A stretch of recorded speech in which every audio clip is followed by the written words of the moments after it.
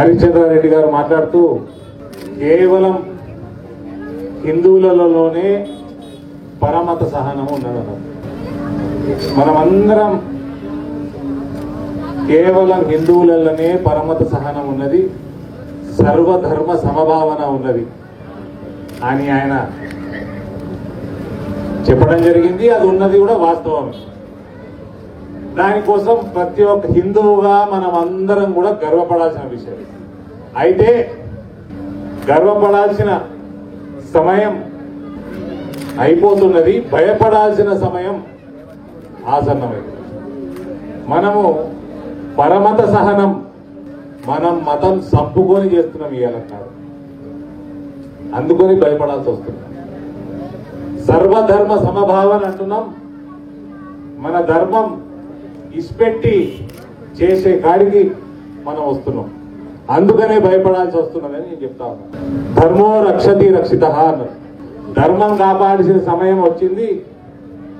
ఈనాడు మనం కన్ను తెరుచుకోకపోతే ఒక హిందువుగా 6 సూత్రాల కుట్ర చేయడానికి మన ప్రియతమ ప్రధానమంత్రికి వ్యతిరేకంగా చాలా శక్తులు ఎదుగుతా ఉన్నాయి. 6 సూత్రాలు ఏంటి? హలాల్, హజా, హిజాబ్, సూర్మా, సుంటి, కల్మ. ఇప్పటికీ ఇది 3వ దశ. హిజాబ్ దశ మొదలైంది. ఇవాళ మనం మాంసం తినటం వాళ్ళందరూ చేతులు ఎత్తుతాయి. ఓలోళ్ళు మాంసం తింటారు, చెప్పు చేతులు ఎత్తారు. ఇట తింటారు, మరి నేను తింటా చేతులు ఎత్తాను. నేను తులసి మాల తీసి తింటా గంతే. హలాలు చెయ్యని మాంసం ఏదైనా దొరుకుతున్నదా? హలాల్ అంటే ఏంది? హలాల్ అంటే ఏంది? మనమేమో మేకని యాటను పోతాం కదా, లేదా కోడిని పోతాం కదా, దీనిని నీళ్ళు అయిపించేసి చెరితీయగానే కోసేస్తాం. అవునా?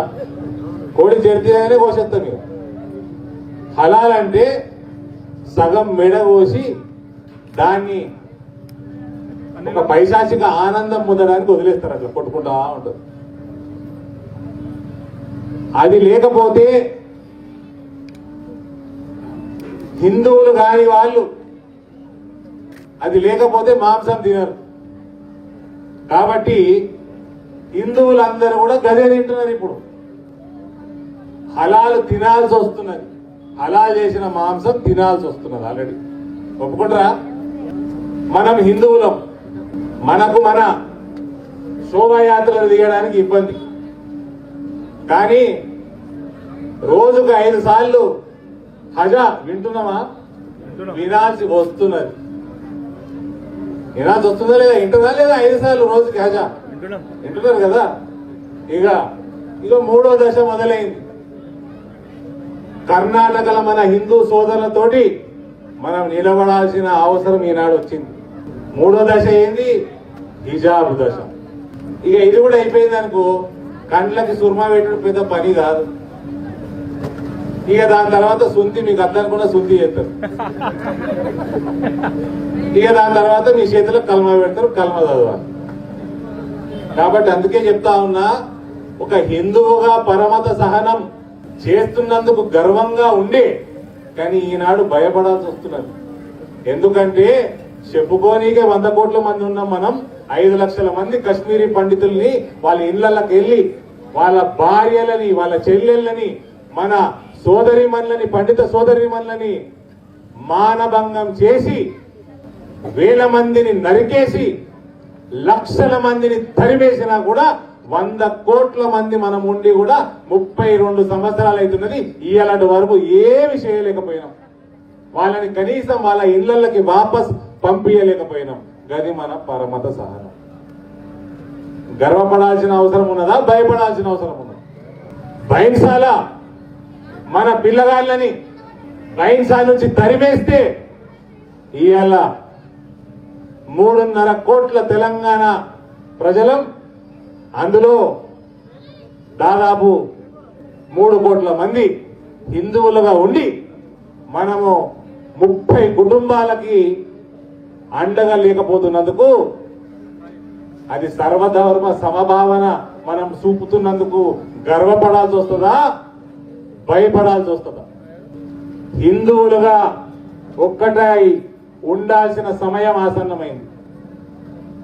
కశ్మీరీ పండితులని ఎల్లగొట్టినాక 30 సంవత్సరాల తర్వాత ఒక మొనగాడు నిలబడి ఆర్టికల్ 370 తీసేసాడు.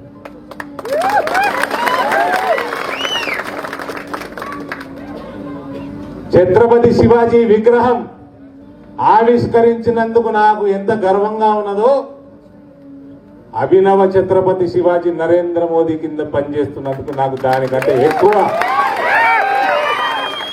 గర్వంగా ఉన్నది. ఇవాళ ఈ 6 సూత్రాల కుట్ర ఏదైతే భారతదేశ వ్యాప్తంగా చేయబోతా ఉన్నారో, ప్రతి హిందువుగా ప్రతి ఒక్కరు కూడా దానికి వ్యతిరేకంగా నిలబడాల్సిన అవసరం ఉన్నది. కర్ణాటకలో జరుగుతున్న ఏదైతే రాజ్యాంగాన్ని హైజాక్ చేసే పరిస్థితి, పూర్తిగా రాజ్యాంగాన్ని హైజాక్ చేసే పరిస్థితి కర్ణాటకలో మనం చూస్తా ఉన్నాము. కర్ణాటక సోదరుల పట్ల మనం నిలబడాల్సిన అవసరం ఉంది. ఇక హిజాబ్, స్కూల్కి పోదా మనం అందరం స్కూల్కి పోయిన వాళ్ళం కదా, పోలే స్కూల్కి పోయినా లేదా? పోయిన కదా. ప్రైవేట్ స్కూల్, గవర్నమెంట్ స్కూల్, అన్ని స్కూళ్ళకి పోయినాం కదా. మనకి యూనిఫామ్ అని ఉంటుంది. యూనిఫామ్ ఏంటి కోసం ఉంటుంది? అందరూ సమానంగా కనబడాలా. గరీబోడు, అమీరోడు అందరూ కూడా సమానంగా కనబడాలా. చదువు అందరికీ సమానమే అని ఒక యూనిఫామ్ పెట్టు. లేదు, మేము ఆ యూనిఫామ్ వేసుకుంటాం కానీ దాని మీదకి హిజాబ్ దొరుకుతాం, ఇది మా షరియా లాలో ఉంది, ఇస్లాంలో రాసి ఉంది. మరి నేను అనేక ముస్లిం కంట్రీస్ తిరిగిన, ఏడ కూడా హిజాబ్ కంపల్సరీ కాదు. మరి భారతదేశం ఇస్లాం వేరేనా? భారతదేశం రాజ్యాంగం వేరేనట్టు వేరే దేశాలకు సంబంధిస్తే మన రాజ్యాంగం మనకు ఉన్నట్టు మనకు ఇస్లాం, మనకు ఈ దేశంలో ఇస్లాం సపరేటా? షరియా లా, నలుగురు భార్యలని పెళ్లి చేసుకుంటందుకు షరియా లా కావాలి. మళ్ళా అదే ఇస్లాం ఎవరన్నా దొంగతనం చేస్తే చేతులు నరకేయాలని అంటుంది. మరి అదే షరియాలా ఎవరన్నా హత్య చేస్తే నడి రోడ్డు మీద నిలబెట్టి రాళ్లతోటి కొట్టి చంపాలని అదే షరియాలా చెప్తున్నది. దొంగతనం చేసిన వానికి, నన్ను హత్య చేసిన వానికి షరియాలా అవుతాట ఐపీసీ కావాలన్నట. నలుగురు భార్యలను పెళ్లి చేసుకుంటేందుకు షరియాలా కావాలి. ఇది షరియాలా కాదు, ఐపీసీ లా కాదు, ఇది కన్వీనియంట్ లా అంటారు. అనుకూలమైన చట్టం అంటారు, ఇది సర్దుబాటు చట్టం. నేను చిన్నగా ఉన్నప్పుడు మన దేశ ప్రధాని రాజీవ్ గాంధీ ఉండే, పాకిస్తాన్ ప్రధాని బేనజీర్ భుట్టో ఉండే. మరి ఆమెని ఎన్నడూ కూడా నేను హిజాబ్లో చూడలేదు. ఆమె ఎన్నడూ కూడా హిజాబ్లో చూడలేదు. అటు దుబాయ్ పోరి, ఖతార్ పోరి, సింగపూర్ పోరి, మలేషియా పోరి, ఇంకేడికైనా తిరిగిరండి. ఆడ ఏడ కూడా స్కూళ్ళల్లో, కాలేజీలలో హిజాబులు వేయరు. ఇవాళ భారతదేశము అల్కగా దొరికిందంటే మనం 100 కోట్ల మంది ఉండంగా కూడా మనం అల్కగా దొరికినామంట. ఇవాళగినా మనం కళ్ళు తెలుసుకోకపోతే, ఇవాళ మనం ఒక్కలా ప్రతి ఇంటికి ఒక శివాజీ తయారు కాకపోతే మన ధర్మమే కతరాలు ఉన్నది సుమా. అపనా ధరం, హిందూ ధరం ఖతరేమే హై. శివాజీ అనేటి ఆయననే లేకపోతే ఇవాళ మనందరు సుంతి అయిపోవు, మన మహిళలందరూ హిజాబులు తొడగాల్సి వస్తుంది. అభినవ శివాజీ ఉన్నాడు కాబట్టి ప్రధానమంత్రిగా మనం ఇవాళ శివాజీ విగ్రహం ఆవిష్కరణ చేసుకోగలుగుతున్నాం.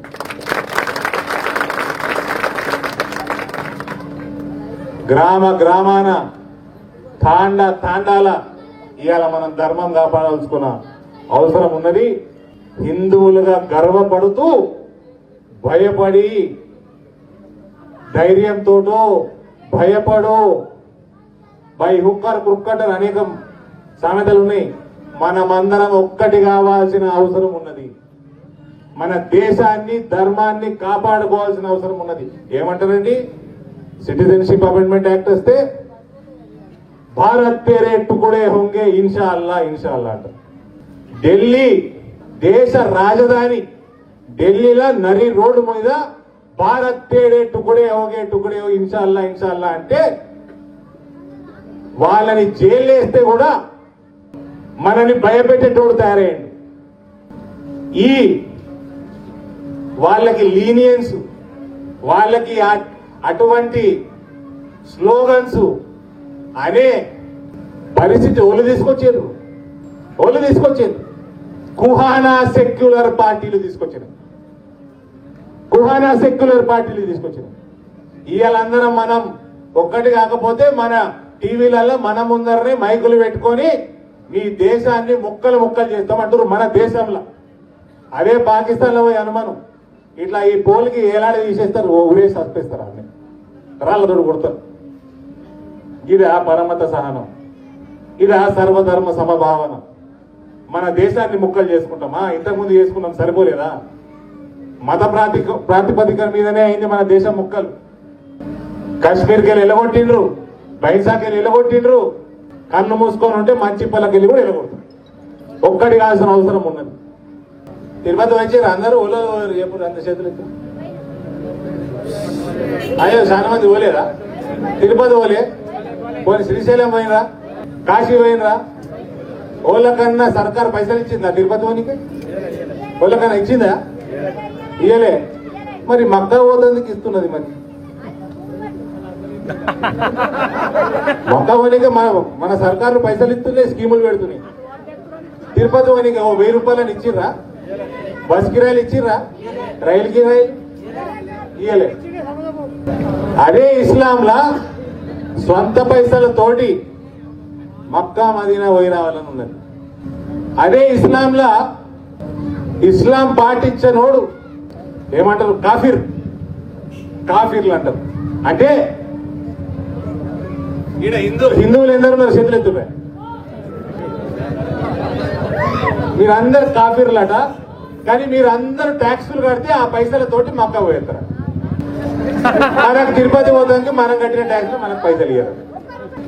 ఏం మంచి అన్నదమ్ములు అక్కసేళ్ళు ఇంటున్నారా? అక్క ఇంటున్నారు, మంచిగా నవ్వుతున్నారు.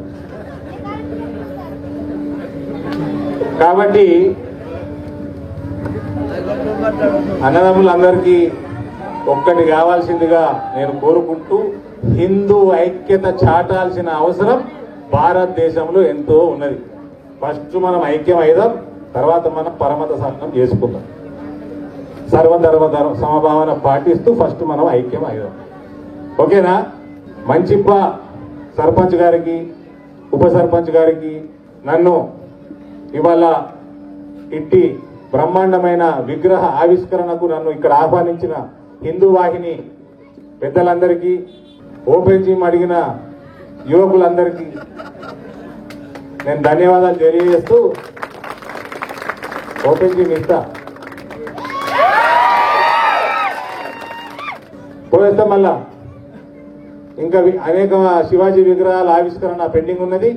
ఇక్కడ మరోసారి బ్రహ్మాండమైన కార్యక్రమానికి ఆహ్వానించినందుకు మంచిప్ప ప్రతి ఒక్క అన్నదమ్ముల అక్క చెల్లెళ్ళకి ధన్యవాదాలు తెలియజేస్తూ సెలవు తీసుకుంటా ఉన్నాను. భారత్ మాతాకి. హాయ్ ఫ్రెండ్స్, మా టుడే టుమారో యూట్యూబ్ ఛానల్ చూస్తున్నందుకు చాలా థ్యాంక్స్.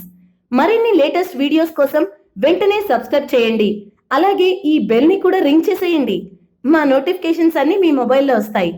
అలాగే మా వీడియోస్ మీకు నచ్చితే లైక్ చేయండి, షేర్ చేయండి, నచ్చకపోతే కామెంట్ చేయండి.